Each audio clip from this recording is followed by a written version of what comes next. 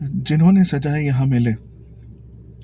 इस 4 शब्द के वाक्य को समझने के लिए हमें 3 चीज़ें समझनी पड़ेगी। सबसे पहले मेले का मतलब हमें सबसे पहले किसी एक मेले या मेले में लगी किसी दुकान के दृश्य को इमेजिन करना पड़ेगा। दूसरा, जिन्होंने मतलब यहाँ पे एक से ज़्यादा लोग इन्वॉल्व हैं और मोस्ट प्रोबेबली ये पार्टनर्स या बेटर टू से लाइफ पार्टनर्स हैं।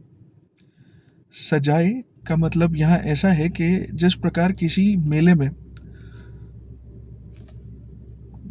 दर्शकों के लिए या दुनिया वालों के लिए दिखाने के लिए एक अलग फोरग्राउंड तैयार किया जाता है और बैकग्राउंड और उसका सीन कुछ और ही होता है।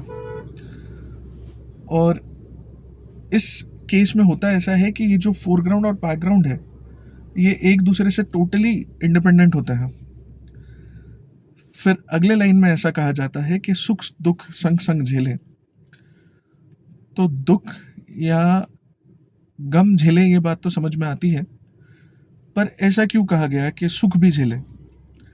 तो ऐसा इसलिए है कि हमारे माइथोलॉजिकल और स्पिरिचुअल बुक्स, कैरेक्टर्स, स्टोरीज, हर जगह हमें यही सिखाया जाता है कि हमें खुशी में खुश नहीं होना है, सुख में बहुत ज़्यादा खुश नहीं होना है और हमें दुख में बहुत ज़्यादा गमगीन नहीं होना है। हमेशा हमें समता में रहना है।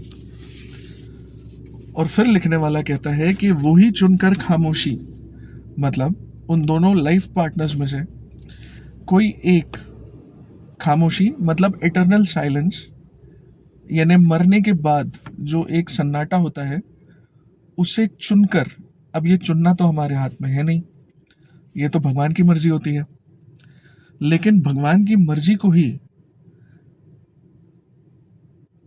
अपना सब कुछ मानकर उसी पे खुशी खुशी अग्री करके